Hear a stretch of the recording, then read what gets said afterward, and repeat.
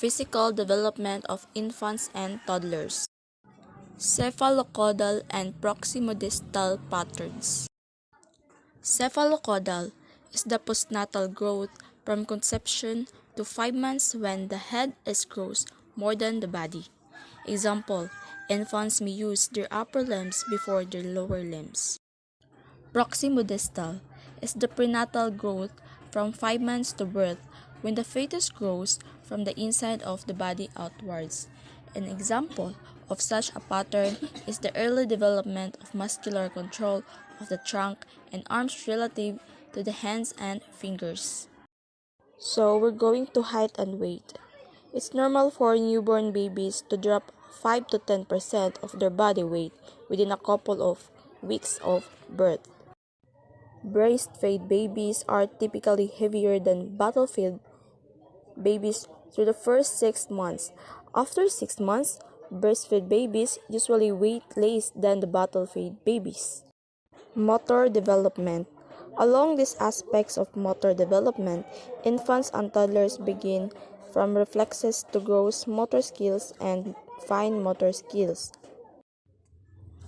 First example of motor development is reflexes. So the newborn has some basic reflexes which are of course automatic and serve as survival mechanism before they have the opportunity to learn many reflexes which are represent our birth will generally subside within a few months as the baby grows and mature. Number 2 is sucking reflexes. Initiated when something touches the roof of an infant's mouth, infants have strong sucking reflex which helps to ensure they can latch onto a bottle or breast. Rooting reflex is most evident when an infant's cheek is stroked. The baby's responds by turning his or her head in the direction of the touch and opening their mouth for feeding. Next is gripping reflex. Babies will grasp anything that is placed in their palm. Gross motor skills, it is always a source of excitement for parents to witness the dramatic changes in infants' first year of life. This dramatic motor development is shown in babies unable to even lift their heads to being able to grab things off the cabinet, to chase the ball, and to walk away from parents. So next is fine motor skills. Fine motor skills are skills that involve a refined use of the small muscles controlling the hand, thumb, and finger. The development of these skills allows me to be able to complete tasks such as writing, drawing, and buttoning. The ability to exhibit fine motor skills involve activities that involve precise eye-hand coordination. The development of reaching and grasping becomes more refined during the first 2 years of life. Initially, infant shows only crude shoulders and elbow movements, but later they show wrist movements, hand rotation, and coordination. A summary of what infants and toddlers can do physically. Physical health. Standards 1. The child demonstrates adequate growth, weight, height, and head circumference. Standard 2. The child has adequate sensory systems to participate in daily activities. 0 to 6 months. Startles to loud sounds. Visually follows a moving object from side to side. Visually follows a moving object up and down. Reacts to pain by crying. Withdraws or cries when in contact with something hot. Withdraws or reacts with surprise when contact with something cold. Reacts with pleasure, smiles, or relaxed expression when he or she tastes something delicious. Reacts by making a face, frowns, grimaces when he or she tastes something he or she does not like. 7 to 12 months. Reacts with pleasure when he or she smells something nice. Reacts by making a face when he or she smells something full. Standard 3. The child has adequate stamina to participate in daily activities. pushes and or pulls moderately heavy objects like chairs, large boxes, walks without tiring easily. 13 to 18 months. Plays without tiring easily, able to keep pace with playmates. Participates actively in games, outdoor play, and other exercises. 19 to 24 months. Sustains physical activity like dancing, outdoor games, swimming for at least 3 to 5 minutes. Motor skill development or gross motor skills. Standard 1. The child shows control and coordination of body movements involving large muscle groups. Based on your experience, are these indicators generally observed on and or performed by a child on the specified age? 0 to 6 months. Holds head steadily. Moves arms and legs equally to reach at dangling objects. Roll over. Bounces when held standing, briefly bearing weight on legs. Sets without support. Starting to crawl but not yet very good at this. 7 to 12 months. Sits alone steadily without support. Creeps or crawls with ease as a primary means of moving around. Stands without support. Stand from a sitting position without any help. Squats from a standing position with ease. Stands from a standing position with ease. Bends over easily without falling. Stand from a bent position without falling. Walk sideways by holding onto the sides of crib or furniture. Walks with one hand held. 13 to 18 months. Walks without support. Walks backward. Walks up the stairs with hand held, 2 feet on each step. Jumps in place. Climbs onto a steady elevated surface, bed, adult chair, or bangko. Kicks a ball but with little control of direction. Throws a ball but with little control of speed.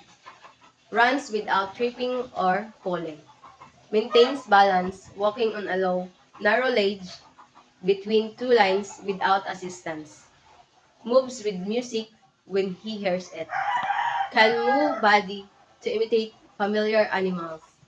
Can move body to imitate another person or TV character. 19 to 24 months. Walks up the stairs with alternating feet without help. Walks down the stairs with alternating feet without help. Kicks a ball with control of direction. Throws a ball with control of direction. Throws a ball with control of speed.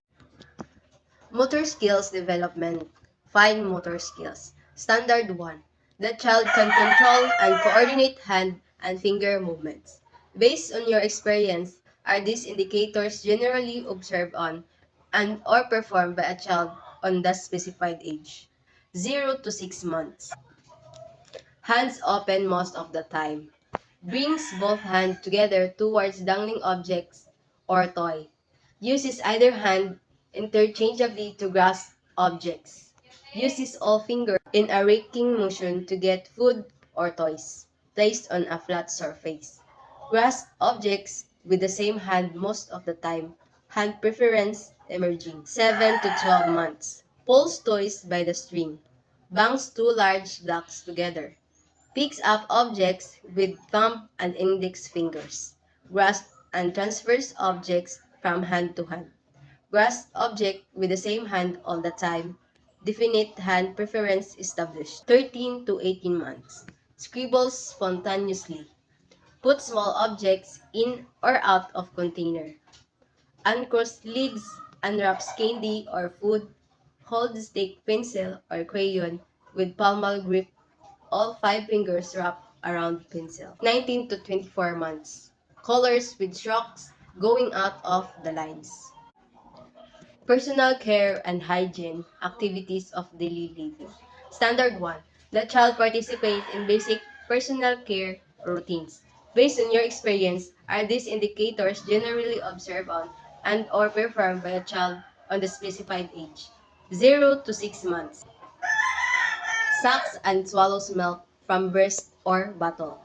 Begins to take complementary or semi-solid foods by the end of the 6 months. Keeps reasonably still while being undressed, but and while diaper is being changed. 7 to 12 months. Holds a feeding bottle by himself. Helps hold cup for drinking. Chews solid food well. Feeds self with finger foods. Scoops with a spoon with spillage. 13 to 18 months. Feeds self with assistance. Fed self using fingers to eat rice, viands with spillage. Feeds self using spoon with spillage. No longer drinks from feeding bottle, drinks from cup unassisted. Participates when being dressed by lifting arms or raising legs. Pulls down gartered short pants, underpants, or panties. Removes shoes or sandals. Informs caregiver of the need to move his bowels to he or she can be brought to comfort room. Takes a bath with assistance. Brushes teeth after meals with assistance from adult. Washes and dries hands under adult supervision. Washes and dries face with the assistance of an adult. 19 to 24 months. Gets drink for self unassisted. Removes lost sando. Removes sacks. Informs caregiver of the need to urinate so he or she can be brought to the comfort room. Goes to the designated place to urinate but sometimes wet his or her pants.